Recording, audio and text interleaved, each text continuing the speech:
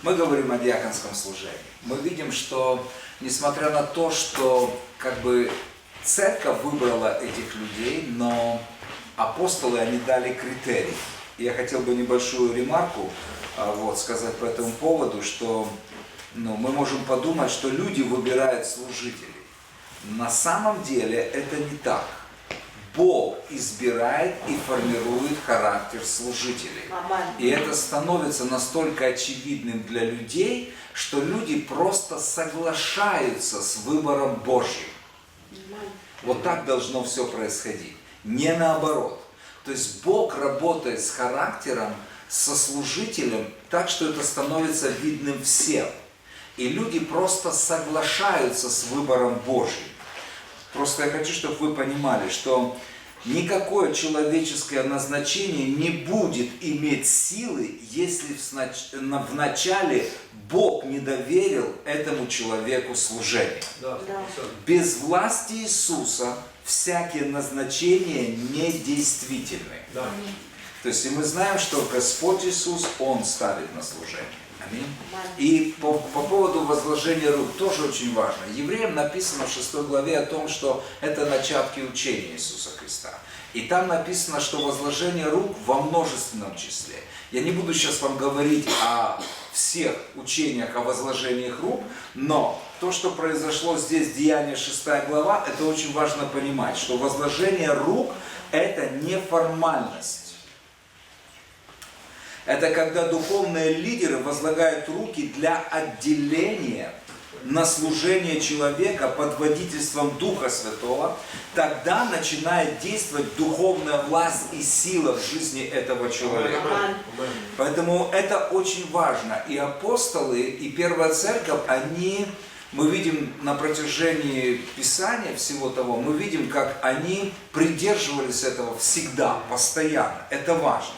Возложение рук апостолов были достигнуты 3 основные цели. Первое. Публичное признание. Вот для чего нужно возложение рук? Публичное признание, что эти люди достойны занять положение диаконов. В данном случае. Второе. Публичная передача этих людей Богу для выполнения задания, ради которого Бог их избрал. И третье.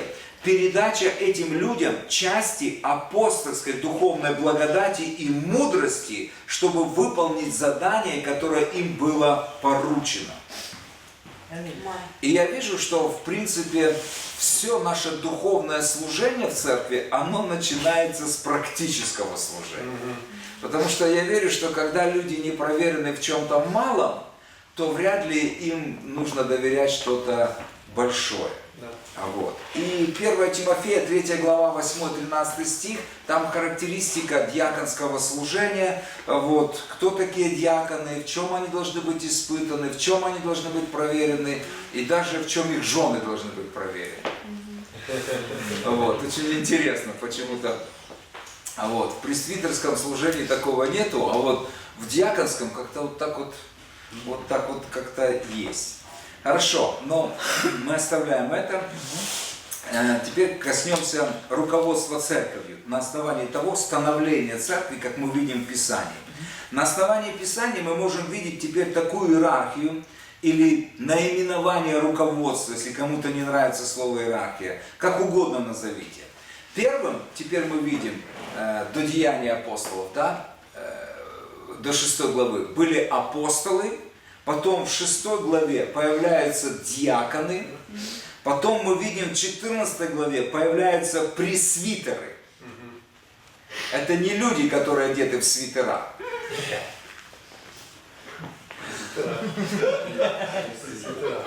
При свитерах. Извините за каламбур. Просто игра слов. И 4-я категория – это верующие, то есть братья, ученики. И мы можем это видеть уже в Писании, допустим, Деяния 14 глава, мы видим, как появляется новая категория руководителей, лидеров. Я просто показываю, как развивалась церковь, и с церковью развивалось руководство. как руководствуется церковь. Потом мы придем к пониманию, как вообще на сегодняшний момент, на чем остановилось и как производится руководство церкви. То есть мы видим апостолы, потом диаконы, потом появляются пресвитеры, верующие, братья, ученики. Вот, в принципе, вот, составляющие, вот, как, из чего состояла церковь и состоит церковь. Деяния 14 глава, здесь написано о том, что 23 стих. «Рукоположивши же им пресвитеров каждой церкви, они помолились постом и предали их», или предали. Лучше предали. Вот что значит, да, казнить нельзя, помиловать его. Как поставишь, так и жить будешь, да. Вот. И постом и предали и Господу, в которого уверовали. Мы видим, что появились пресвитера. И в 15 главе Деяния мы видим уже весь спектр, набор вот этих вот, то, что я перечислил, чтобы вы понимали, что это есть в Писании. Вот как развивалась и становилась церковь и руководство церкви. Деяния 15:2. «Когда же произошло разногласие, немалое состязание у Павла и Варнавы с ними, то положили Павлу и Варнаве и некоторым другим из них отправиться по этому делу к апостолам и пресвитерам в Иерусалим». Тут говорится, есть люди, которые могут решать духовные вопросы. И это не вся церковь. Есть апостолы и пресвитеры. Ух ты. И там дальше написано, 4 стих. «По прибытии же в Иерусалим они были приняты церковью». Общее собрание. Потом апостолами и пресвитерами. Мы видим просто вот эти все категории, понимаете? Вот.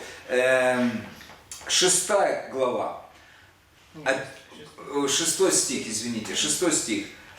«Когда они выдвинули, вот с чем мы пришли, ребята, рассудите, тогда это не было общее собрание церкви, они уединились», 6 стих написано, «апостолы и пресвитеры собрались для рассмотрения этого дела». То есть не все, то есть не демократия, то есть давайте рассуждать, у кого какое откровение. Нет, друзья. Хорошо, мы видим просто вот эти все вещи.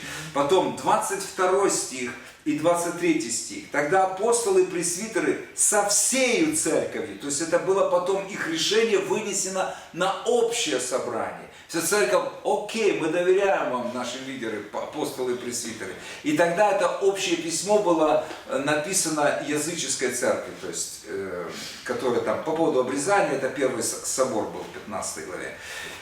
«И написавшие и вручившие им следующие: апостолы, пресвитеры и братья, находящимся в Антиохии и Сирии». То есть вы поняли, я вам просто на основании Писаний показал то, о чем я сказал, что на сегодняшний момент, то есть устаканилось, если можно сказать, такой тип руководства. Апостолы, пресвитеры, диаконы, верующие, братья и ученики. Аминь. Аминь. На протяжении истории церкви были различные формы руководства церковью. Вот основные из них. Первое. Епископальная форма. Что это значит? Все вращается вокруг епископа. Это монархическая форма, форма единоличного лидерства. Сейчас буду умничать. Давайте. В древнегреческом языке есть два значения этого слова. Первое. Епископ звучит как поимен. Это не английское. Поимен. Буквально переводится как пресвитер или пастырь. Филиппийцам 1:1. Там вот это местописание. Поимен. И второе в древнегреческом епископос, что буквально переводится как блюститель или тот, кто надсматривает, надсмотрщик.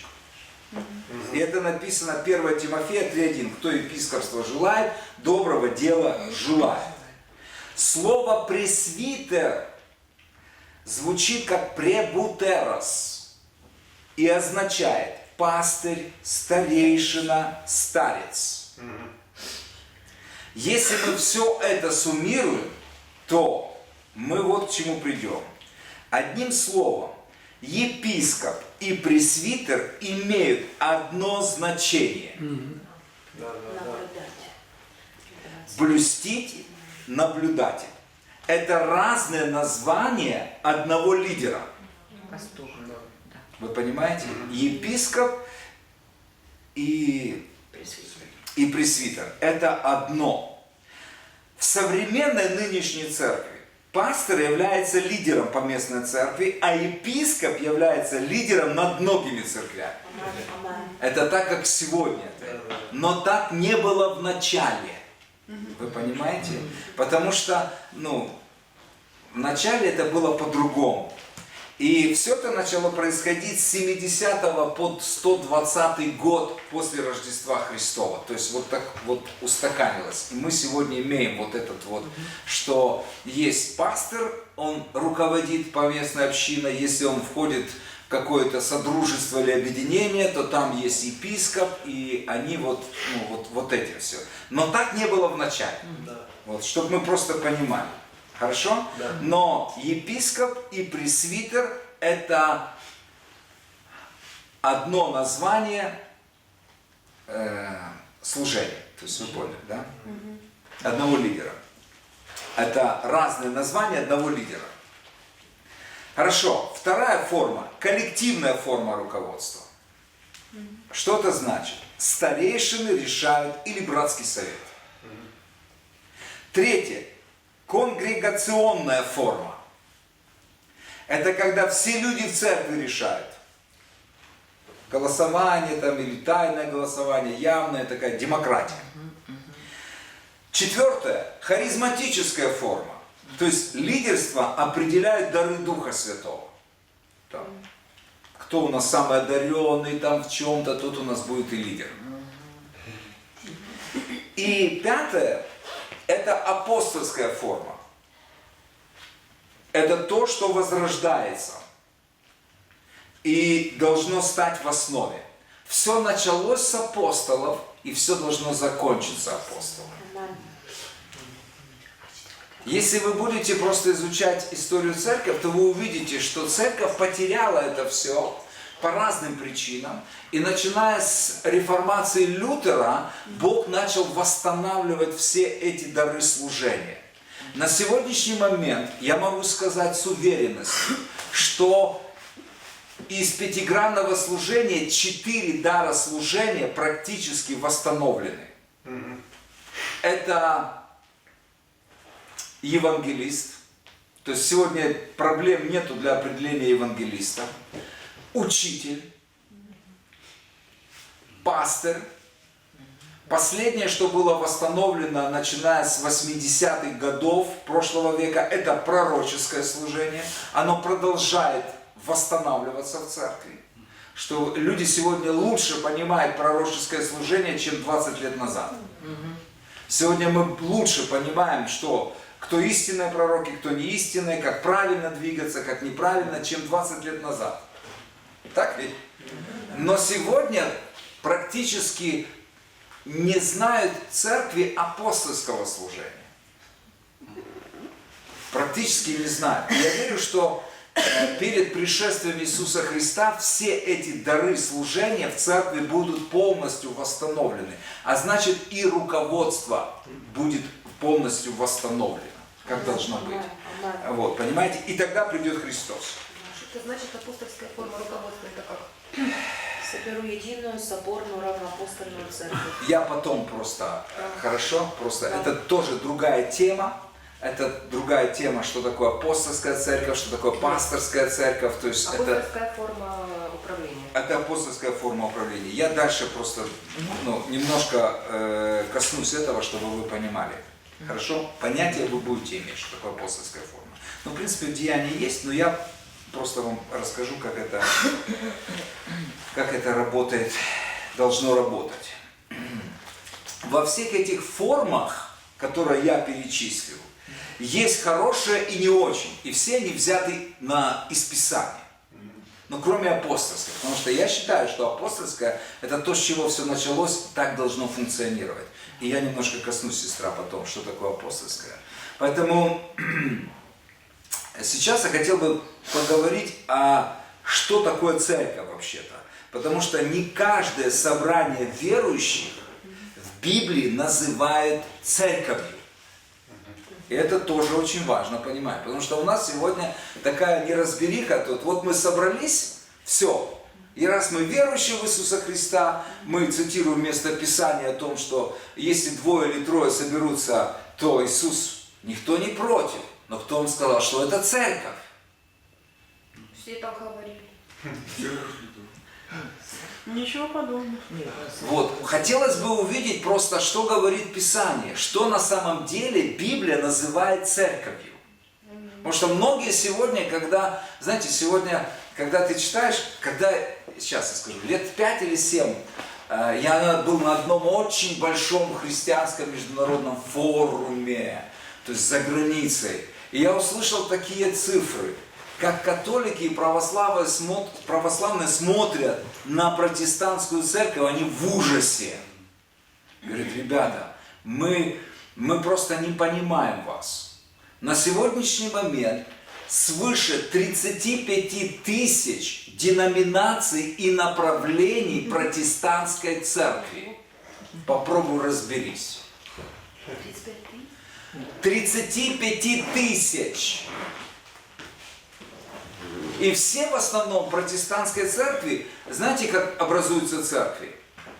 Помощник пастора не согласен с пастором, берет группу людей, уходит с ними, начинается церковь.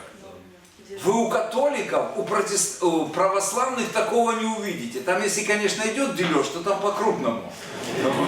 Но вы знаете. Но в принципе у них там православных там 4-5 церквей. Там армянская церковь, там западного устройства, там автокефальная церковь, сейчас православная Киевского патриархата, там Московского патриархата, да, греческая церковь, то есть там их по пальцам посчитать.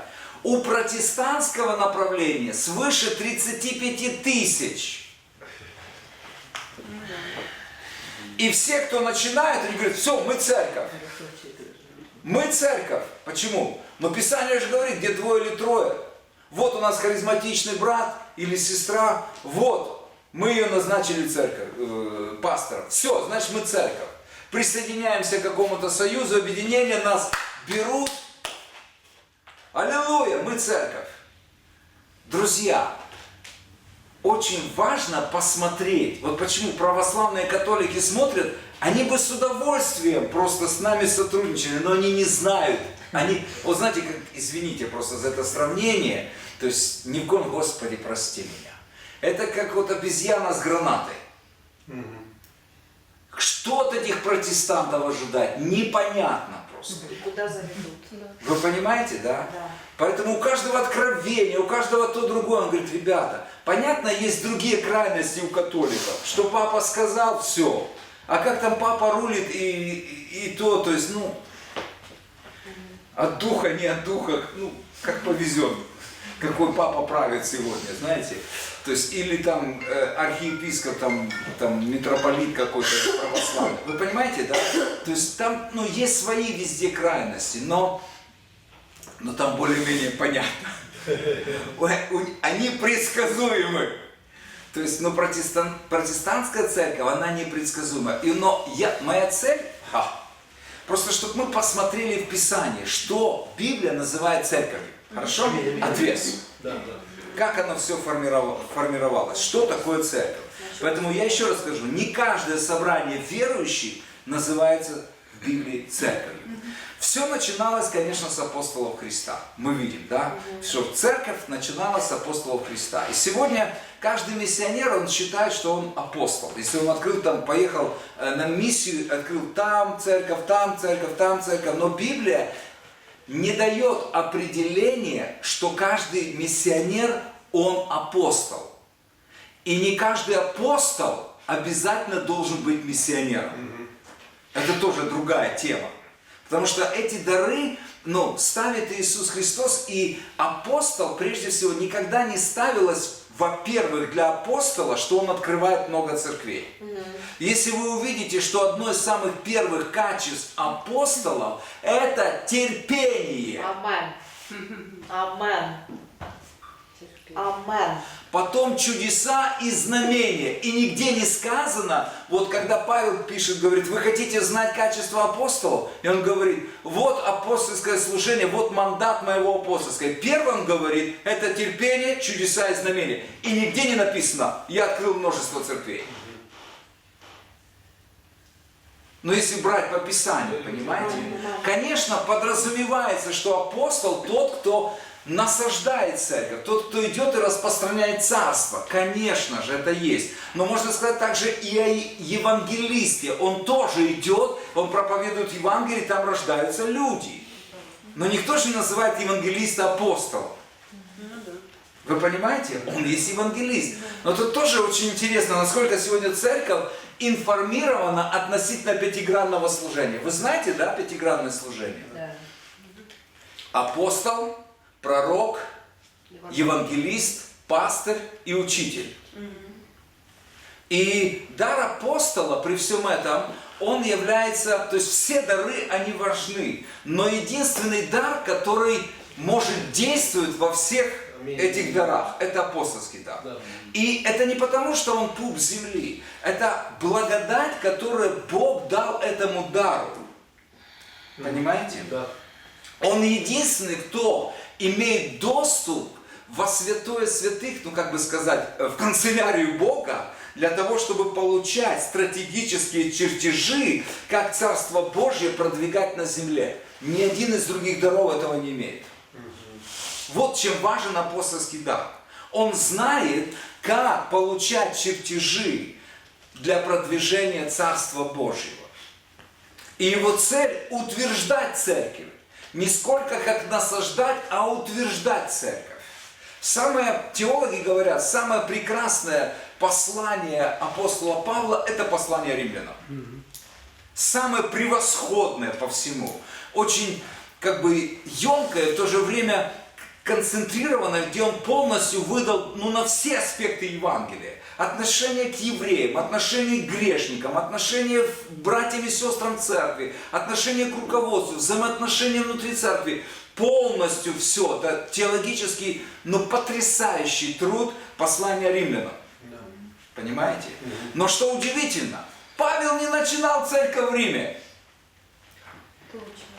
Павел не начинал церковь в Риме вообще, но он принес им полное просто откровение Евангелия. Эта церковь началась, теологи говорят, в день Пятидесятницы, когда вот эти все сошествия Духа Святого, люди, прозелиты со всех концов мира, то есть они сошлись, они наполнились Духом Святым, и потом они разошлись. И вот это вот ребята, которые были на поклонении, они пришли в Рим, и они начали собираться. Там другие люди вообще пришли. Павел не насаждал эту церковь в Риме. Вы понимаете? И когда некоторые письма, когда мы пишем там филиппийцам там, и колоссянам, по-моему, вот, Павел не основывал эти церкви. Но его дар для того, чтобы его знали все как апостола, он утверждал своими письмами, своими посланиями, своим учением церкви. Вы понимаете, да? Он тот, кто закладывает фундамент, он так говорил о себе. Он тот, кто закладывал фундамент. Понимаете? Поэтому, я коснулся просто апостольского дара, чтобы вы просто понимали важность апостольского дара. То есть они имеют, ладно, потом чуть позже. Хорошо? Мы видим Деяние 13 глава, да, как все начиналось. Мы видим, что были некоторые лидеры в Антиохии, и они собирались вместе, они молились, постились, поклонялись Богу. И Дух Святой сказал: отделите мне Варнаву и Павла. Они не были тогда вообще апостолами. Павел вообще по дару своему, у него учитель был. Он говорит: я учитель прежде всего. Я прежде всего учитель Библии, Писания. Он был очень хорошим учителем. Вот. Но Дух Святой отделите для миссии, для дела, которое я их отделил. И написано, что они, лидеры, взялись с постом и молитвой, помолились, возложили и отправили. И после этого Библия называет их апостолами. Буквально сразу же Библия говорит, что они те посланные Духом, апостолы Павел и Варнава. они стали апостолами. Мы видим на самом деле взаимодействие. Это очень важно понимать, что апостолы тоже сами не по себе. Церковь, лидерство и церковь отделила их, высвободила их в то призвание, которое Бог положил на их жизни. И в то же время мы видим, что апостолы помазывали и рукополагали лидеров церкви. То есть я хочу, чтобы вы понимали, что есть взаимодействие даров служения, что апостолы не могут быть без церкви, потому что церковь высвобождает их, рукополагает их на служение. И в то же время апостолы потом дальше идут и назначают лидеров церкви. То есть Бог чтобы вы понимали, вот это Бог, Он связан с церковью. То есть люди не могут сами себя назначить и высвободить. Вы понимаете? Очень часто, то, что мы называем ложным даром, люди сами себя придумывают, кто они, сами себя назначают и сами себя представляют. У меня вопрос, а к какой церкви ты принадлежишь, апостол?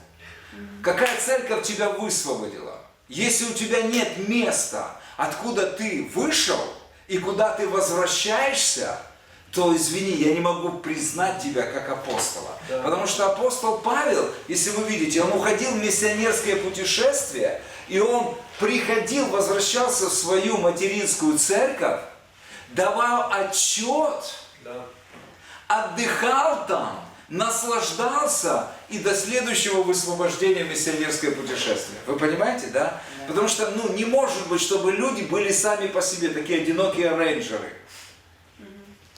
Крутые вокеры. Вы понимаете, друзья? Я апостол, я пророк, я то. Извини, где твой дом? Где ты живешь? Где твоя церковь? Чьих будешь? Кто твой пастор? Вы понимаете, друзья? Это очень важно. Это то, что есть в Писании. Поэтому мы не независимы, мы созависимы с телом. Аминь. Мы созависимы с телом. Это то же самое, как между Богом и церковью есть взаимозависимость. Кто-то сказал так о говорении языках. Вы не сделаете это без Бога, а Бог не сделает этого без вас. Так ли? Вот то же самое с дарами служения. Вы не можете заговорить без Бога. И Бог в то же время не сделает это без вас. Вы должны начать говорить на иных языках. Понимаете? Вот. Поэтому это касается многих служений в церкви. То есть церковь признает и высвобождает дары. Церковь. Вы слышите? Не люди, которые говорят, Бог помазал меня. То есть, смешные истории просто. Кто-то приходит и говорит, я пророк. Я говорю, окей, но я тебя не знаю. А он ходит в моей церкви, допустим, да, и он раздает пророчество и все. Я говорю, послушай, брат, а ты, кто ты вообще? Я понимаю, что люди есть пророчествующие, это нормально.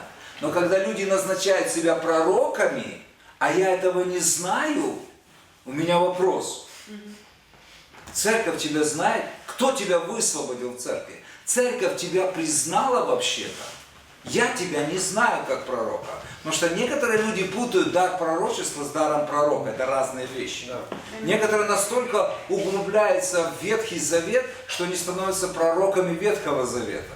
Есть большое отличие. Хорошо, друзья. Поэтому все дары служения, они мобильны, кроме пастора и диакона. То есть и апостол, и пророк, евангелист, и учитель – это те дары, которые могут путешествовать. Их могут приглашать. Пастор и диакон – это дары, которые в основном находятся в церкви. Пастор, он обручен с церковью. Диакон – это практически, то есть занимается жизнью церкви. Окей? Да. Следующее, я хотел, на что нужно дать понимание. Это тоже очень важно, потому что сейчас немножко может быть какое-то смущение. Важный момент. Мы должны понимать, исходя из Писания, что такое позиция служителя, что такое дар служения. Позиция служителя и дар служения – это не одно и то же. Я сейчас объясню вам, друзья. Позиция служителя или позиция, то есть быть пресвитером, епископом, то есть лидером, да, другими словами, это могут все. Это позиция. Писание говорит, кто епископство желает, хотите быть лидером, да вообще не вопрос, будьте. То есть это позиция. Ты хочешь, есть критерии для того, чтобы тебе быть лидером. Понимаете? И Павел, он говорит, это послание 1 Тимофея, 3 глава, с 1 по 7 или по 6 стих, там говорит, он должен быть таким-то, таким-то, таким-то, таким-то, таким-то. Есть определенные критерии. Вот, да? Это касается быть пресвитером, быть служителем. То есть диаконом понятно, что диакон, он не несет публичного служения, но пресвитеры – это те люди, которые призваны делиться словом и молитвой. То есть они призваны к публичному служению. Пресвитеры, лидеры – это духовные люди, которые должны, и могут, вернее, делиться словом и молитвой, служить духовно в церкви. Вот. Но дары служения – это совсем другие, это пятигранное служение. Если позиция, мы все можем хотеть и стремиться быть лидерами, то кем я могу быть, как дар служения, это зависит не от моего хотения, от моего желания. Это зависит от призвания. Есть пятигранное, и Писание говорит Ефесянам 4 глава с 11 стиха, что Он поставил, Иисус Христос ставит одних апостолами, пророками, то есть они этого не хотят. Я хочу быть апостолом. Мало что ты хочешь. Иисус хочет этого. А почему ты хочешь быть апостолом? Я хочу ездить на Феррари. Я хочу просто, чтобы все меня знали. Я хочу, чтобы меня узнавали, чтобы мне аплодировали, чтобы мне то, другое, третье, четвертое. Так ты вообще не знаешь, что такое апостол. Апостол – это мусор, которого просто отвергают и гонят всех. Это то, как пишет о себе. Его больше всего бьют. Он больше в чем нуждается. Это самый кроткий и смиренный человек. Терпеливый. Терпеливый человек. Вообще просто его,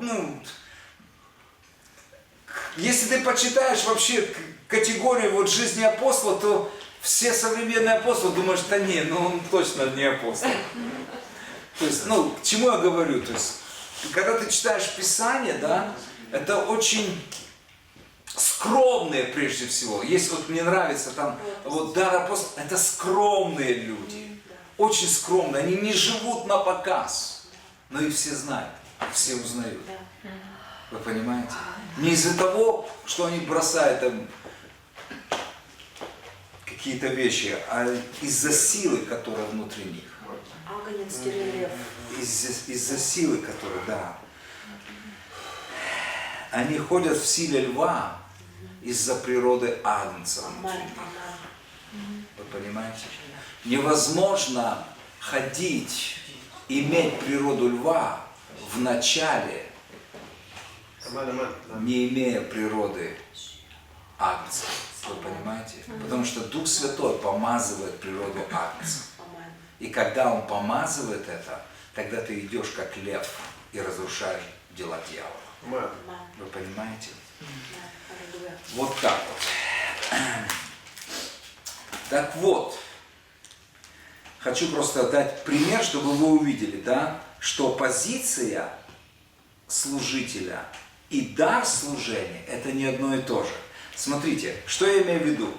То есть пресвитеры могут иметь, они могут быть просто пресвитерами, быть лидерами, а могут быть пресвитеры с даром апостола, пророка, евангелиста, пастыря, учителя, а могут быть просто пресвитерами, наблюдателями, блюстителями. Понимаете, да? То есть это очень важно понимать.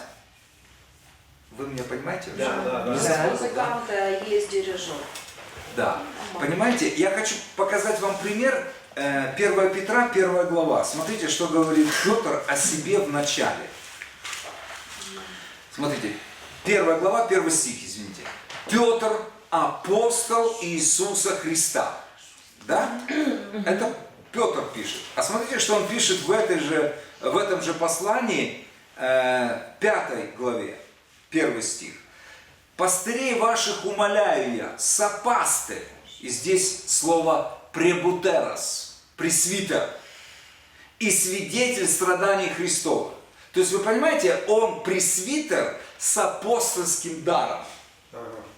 То есть, он имеет позицию служения и дар служения. Вы понимаете, да? Да.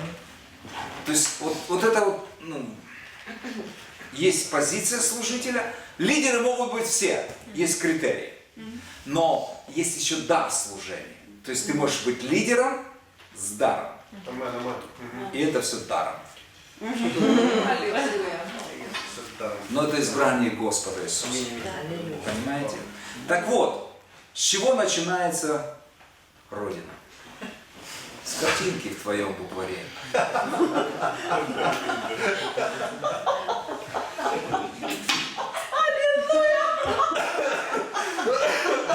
Ладно. Папочка. Хорошо. С чего начинается церковь? Церковь начинается с маленькой группы людей. И туда приходит, как правило, апостол. Но то, что мы видим, как начиналась церковь. Как начиналась церковь. Конечно, есть исключения. Я говорил, что церковь в Риме, она апостол туда не шел. Но потом он участвовал в жизни этой церкви. И он был там в Риме не раз. Как правило, приходит апостол, и он проповедует людям. Они веруют, и мы видим из жизни апостола, что он остается с этими людьми продолжительное время. Он не оставляет новообращенных как евангелист. Евангелист это как вот фейерверки, как салюты праздничные. Знаете, когда приходит в город евангелист, мы читаем Филипп, да, Писание говорит, он был один из диаконов, но на нем был дар евангелиста. Он пришел, да, и там исцеление, бесы выходят, хромые бегают, парализованные встают с колясок. Все, фейерверки. Но для евангелиста люди важны до тех пор, пока они не примут Иисуса Христа. Как только они уверовали, они ему уже не интересны.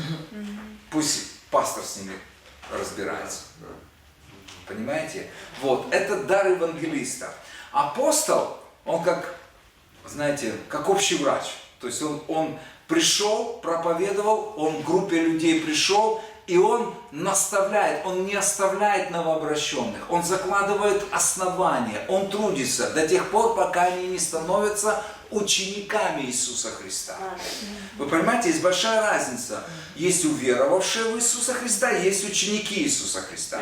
К сожалению, сегодня большинство людей в церквях уверовавшие, так и не ставшие учениками. Не имеет значения, сколько лет они ходят в церковь. Знаете, какая разница между уверовавшими и учениками? Просто нужно знать определение, что такое ученик. Я знаю, я связан немножко со школой, у меня жена учитель в школе, так вот я дал определение такое, что ученик это не тот, кто ходит в школу. Ученик это тот, кто выполняет домашние задания. Вы понимаете? Христианин это не тот, кто посещает церковь. Христианин это тот, кто живет по заповедям Христа. Вы понимаете? Поэтому на самом деле, когда Иисус проповедовал, по-моему, Евангелие Иоанна, 8 глава, 30-31 стих написано, он проповедовал, и там написано, многие иудеи уверовали в Него. И 31 стих, и он обратился к уверовавшим в Него иудеям. Если вы пребудете в Слове Моем, то вы станете моими учениками. Понимаете? Это очень важно. Они уверовали в Иисуса Христа, но еще не стали учениками Иисуса Христа. Вы понимаете? Вот это две категории. Это тоже очень важно в церкви. Есть уверовавшие такие, аллилуйя, то есть, знаете, ходят, все восхищаются. И они могут так находиться в таком состоянии 20 и 30 лет. Но Иисус говорит, ребята, если вы хотите стать моими учениками, прибудьте. Слово «пребывать» глагол продолжительного действия. Ты постоянно находишься в обучении. Ты тот, кто учишься и выполняешь домашнее задание. То есть ты буквально живешь потому, что говорит тебе Христос. Вы понимаете? И тогда ты растешь. И Писание говорит, и тогда вы будете познавать истину на самом деле. И эта истина будет вас освобождать. И слово «истина» на греческом звучит как «алатея», что буквально переводится как «реальность». И в оригинале это звучит «и познаете реальность». И реальность сделает вас свободными. Вы понимаете? Иисус должен стать реальным в нашей жизни. Потому что Он единственный тот, кто исцеляет и освобождает нас. И это возможно, когда ты постоянно находишься в обучении Его Слове. Это то, что имел в виду Иисус Христос. Понимаете, да? Когда Он обратился к уверовавшим. Прибудете в Слове, станете учениками. Помните, Иисус еще сказал тогда, ранее в нескольких местах, Он говорил, ребята, если вы не откажетесь от всего, если вы не отречетесь от себя, вы не сможете быть моими учениками. Вы не можете, если вы не несете креста, не следуете за мной, вы не можете называться моими учениками. Вообще, друзья, очень важно задать вопрос в церкви, чьих будешь? Христов ли? Да, потому что Иисус придет, Писание говорит, Христовы воскреснут, те, кто принадлежит Христу. И тут такая категория, знаете, можно плавающие. Верим в благодать Божию, что все, призвавшие имя Иисуса, спасутся, но очень важно, как ты будешь спасен. Как бы из огня, или все-таки ты исполнишь то призвание, предназначение, получишь награду, услышишь слова от Господа, верный, добрый раб. Я ждал тебя. Войди в мою радость. Раздели со мной пир. Получи награду свою. Вы понимаете? Вот что ценно. Вот что ценно. Не просто как бы быть спасенным из огня, а исполнить то, для чего ты был послан. Ты пришелец. Я не знаю, вы верите в пришельцев? Я верю. Потому что Писание говорит, что мы пришельцы и странники. Я пришелец. Мы пришли с неба, друзья, с миссией от Бога Отца. Исполнить эту миссию и пойти на небо. Вы понимаете? Поэтому очень важно знать, откуда ты пришел, для чего ты пришел и куда ты идешь потом. Аминь. Хорошо. Церковь. Мы говорим о церкви. Окей? Мы говорим, что делал апостол Павел.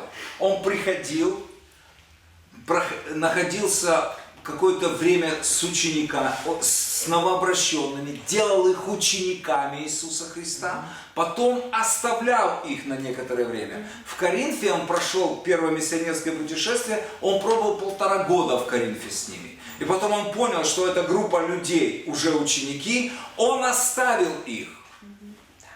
Вы понимаете, апостол, он не назначает и не рукополагает сразу никого. Вот группа людей, он понимает, что Бог в этой группе людей по благодати своей избрал кого-то. Но пусть люди сами увидят кого. Пусть люди сами признают этот авторитет. И он просто уходил на некоторое время, проповедуя другим. Потом он возвращался через какое-то время, через апостольский дар благодати. Он знал, кто. И он говорит, ребята, 5 минут осталось. Да. Я просто думал, вы в восторге от того, что я говорю. Аллилуйя, аллилуйя,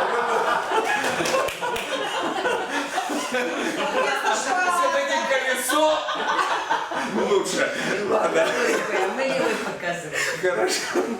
Хорошо, нам нужно как-то, каждый раз мы по-разному, сестра, поэтому мне нужно привыкать. Хорошо. О, Иисус, ты самый лучший. И смотрите, он возвращался через какое-то время в это общение. Он говорит, ребята, ну, пора созреть.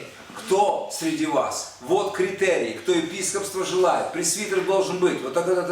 Кто подходит, кто сегодня, вы видите, что на нем дар. И все говорят, так вот же наш брат, вот наш брат, мы видим, он может повести нас, он одаренный, у него все нормально, он слышит Бога, то есть мы видим, что дар Божий на нем. И Павел говорит, окей, ребята, я знаю это в своем сердце, поэтому возлагаю руки мои, высвобождаю его, провозглашаю его лидером этой церкви. И после этого это собрание верующих Библия называет церковью.